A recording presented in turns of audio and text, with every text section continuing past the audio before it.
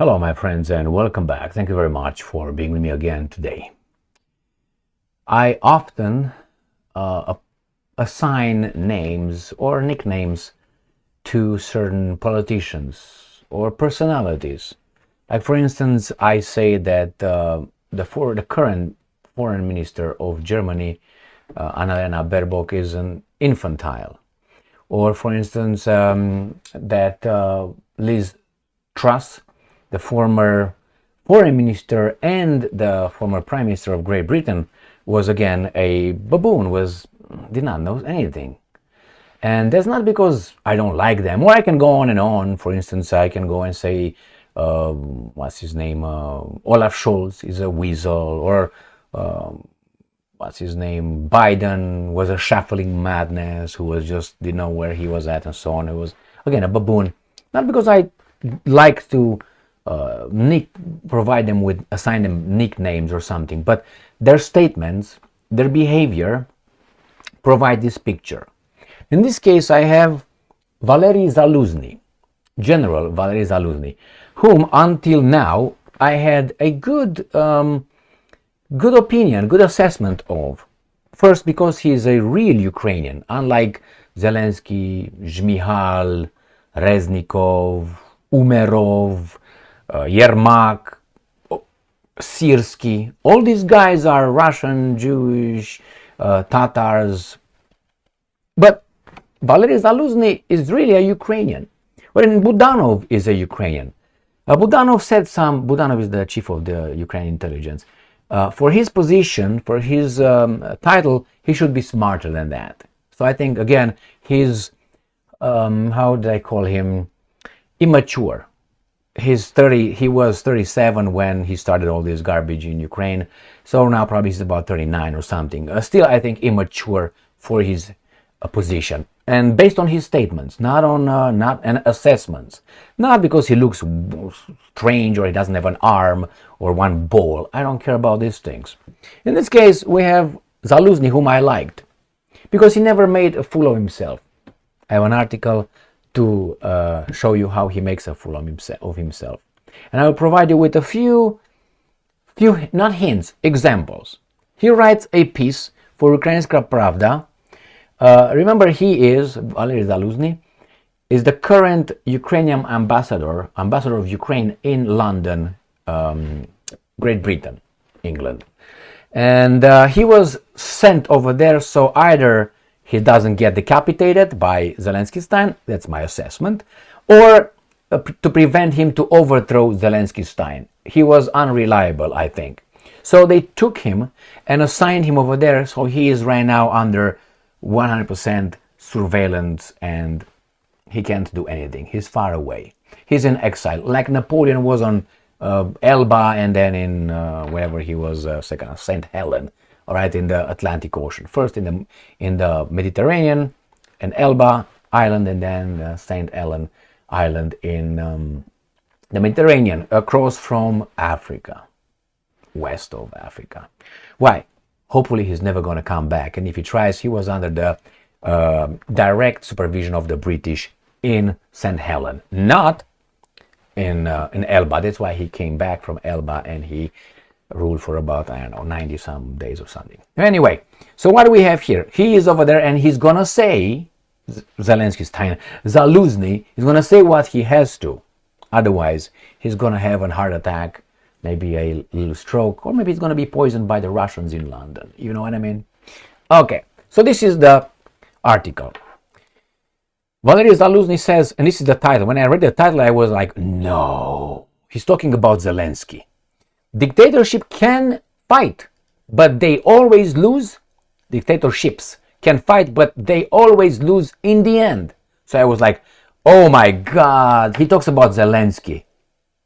But I was thinking, I don't think so, because I know he's under the supervision of those guys in London. So must be the other guy, which is Putin. And I was thinking, well, you can't say that, Zaluzhny, because you know that Zelensky's term expired, but Putin was re-elected. Well, however you want to call that, that's none of your business. It's the Russians' business how they elected him. But he at least went with some elections. like Lukashenko, like Trump, like Biden, elections. Unlike Starmer, the Prime Minister of Great Britain, he was not elected, okay? He was appointed. Why? Because his party won 18% of the electorate that voted. Not the whole electorate, the electorate that voted. 18% voted for his party, therefore, he got elected. He got, not elected, he's got appointed because they decided, you're going to be there. And then you have a king. Great Britain has a king. And not elected, not a dictatorship whatsoever. I understand, okay. Now we have these guys talking about Putin being a dictator. All right, that's exactly what he said. That's the first point. That I was like, oh, you're talking about Putin? And he talks with this. When he started talking about this, I said, oy vey. Now I know who is in charge of you. Today marks exactly 80 years since the liberation of the largest Nazi, he calls it death camps. All right, elevated from concentration camps to this camp to that. Okay, so, and then he doesn't talk about who liberated it. It was the Soviets. Okay, but hey, he doesn't talk about that. And then he goes straight to this one. So he talks about this, the blah blah blah, and then he talks about the German-American political theorist and historian Hannah Arendt. I heard about it and I knew exactly who she is. This beautiful little lady over there. Can you guess? Can you guess? Well, I will read for you a few things from Wikipedia, and I'm going to let you know that she was the girlfriend of this Nazi guy, Martin Heidegger, the philosopher, the great guy Heidegger. Why? Because he was at the University at Freiburg and was widely criticized for his membership and support of this party. During his tenure after World War II, he was dismissed from Freiburg by the freedom lovers, and banned from teaching after denazification hearing at Freiburg, right? There has been controversy about the relationship between his philosophy and these bad dudes. Remember, this guy used to make love to this guy. To this girl. Can you imagine? Oy vey. Now, while she is considered, I would like you to read the first paragraph. It was a German and American historian and philosopher. She was one of the most influential political theorists of the 20th century. So she was clearly, that's a statement. Let's see what they say about Heidegger. Heidegger is another guy. Heidegger. September, philosopher, no contribution. He was covered, and he is often considered to be among, but she is. She was one of them. So obviously she's better than him 100%. Why? Because she's Jewish. Oh my God, I didn't know that. Nevertheless, so go back to this imbecile. That's how I'm going to call this guy. Right here. He obviously talks about the great person right here who's going to tell us what to believe about certain things. And then he goes to exactly 67 years. It's prophetic 67. Is there anyone in the Old Testament, in the Torah, or in the Talmud about the 67 years after Hitler became chancellor? How? I'm going to let know this baboon right here. How? Chancellor of Germany, Putin became president of Russia on May 7th, 2000. All right. I'm not going to describe the two similar Olympic Games. Don't get me started with that one. So let's talk about this one. For the imbeciles, that evil guy, Mr. Schicklgruber, Adolf Hitler, was his party, like the Starmer in Great Britain, was appointed chancellor by Hindenburg. General, was he a general? What was he? Hindenburg? Then the president in charge of the German military. So the Nazi party, those bad people, got 33%, 33 if I remember percent. So they formed the government and they were in charge. 33 is more than 18 that Starmer had, mind you. Important, okay? So they got 33. And obviously Hitler was appointed by Hindenburg, how you call him? I can't remember, I think that's his name. The president of Deutschland as being the chancellor. Legal, everything legal. So he was elected, he was through the system. And then after the fire, Reichstag fire, right? Then he said, wait a minute, I have to protect you guys. You all have to wear masks, vaccinate, and shut the fuck up. Social distance. No, it was not that. Oh, he didn't do that. My bad. Anyway, so he became a dictator after that. And he says that the dictator lost, right, in the Second World War. And you see, what can you do? The dictatorships, says over there in the title, dictatorships can fight like the Nazis, but they always lose in the end. All right. Mr. Zaluzhny ignores one big dictatorship, really dictatorship, that came with no elections, and that is the Soviet Union. But why is he forgetting that? I tell you why. So remember, he's talking the Soviet Union won the war, and it was Americans' allies. And together with the Americans, let alone the Brits, they were bankrupt. They just used over there just to be the third one, 2 against 1. That's why they got Churchill. Churchill was nobody. I know I hurt your feelings. Sorry. But anyway, okay, he was an important person. Whew, I washed my sins. All right, so we got here, remember, the Americans, the Brits, and then Stalin. Stalin was a Gruzin. That is a Georgian. He was not a Russian.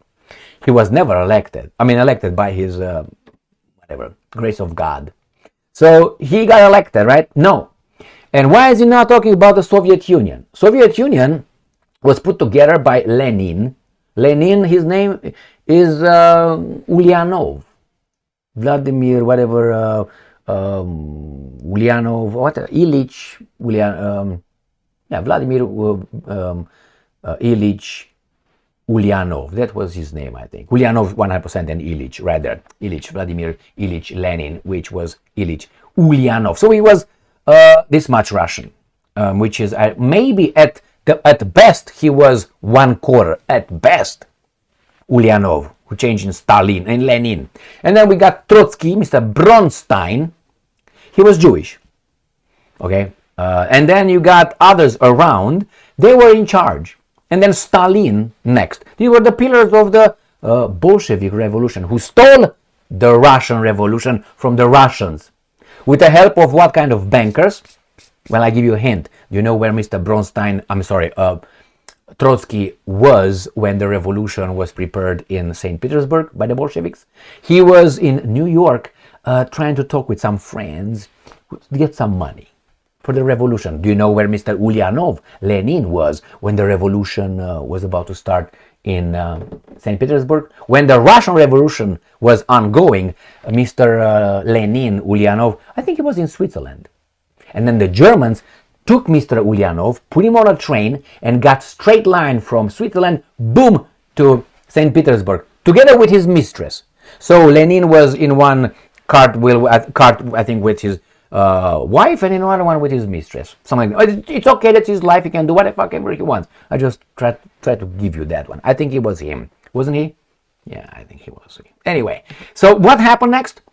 They made the Bolshevik Revolution. And then you got Stalin, and Stalin, the dictatorship, won Second World War with the democracies in America. And in Great Britain, the same way. And, they won. And his guy said, but they always lose in the end. I don't know. Anyway, so for me, this little thing with Zaluzhny selling his soul to Hannah tells me something. The other thing, he's, intellectually dishonest by telling us about Hitler, by becoming chancellor. Then he doesn't mention that actually Putin was named as a successor by then the legitimate ruler of Russia, who was Mr. Boris Yeltsin. And then Putin legitimately won the elections on and on and on. He was then the prime minister and then again the president. He did not break the law, the constitution of the Russian Federation. So why is he a dictator? Why is he less of a dictator than Zelensky?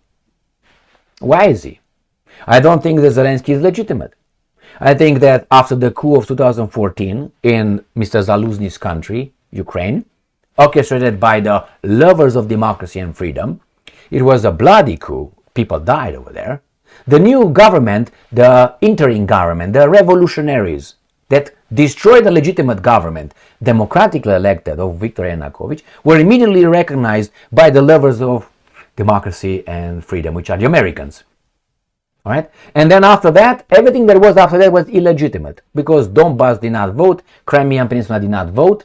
Why? Because this guy said, you know what, we're not going to recognize the guys in Kiev, those are just traitors. They overthrew a legitimate government that the Americans agreed with. Now, with the usurpers. So Mr. Zaluzhny has an amnesia, or is dumb, or he is intellectually dishonest, or all of the three. You pick. But this is the day Mr. Zaluzhny fell from his grace in my books. I used to like him, now no more. Now no more, for this little reason today. And the sources that he uses, I'm sorry, but regardless, do you know what this guy is also in London, and he's not going to be allowed to return if elections will be held again in Ukraine and Zelensky participates? So Zelensky said, I covered that in one of my videos, if there will be elections in the future, Zelensky, the democratically elected, his term expired last year, all right? If he would allow that to happen after the martial law that he instituted goes away, then Zaluzhny has to promise that he's not going to run against him. So who's the dictator here? I think Zaluzhny has to say these kind of things, otherwise he's not going to see his motherland again. Thank you very much for being with me again today. Stay strong, stay smart, look for the truth, and be just. See you later.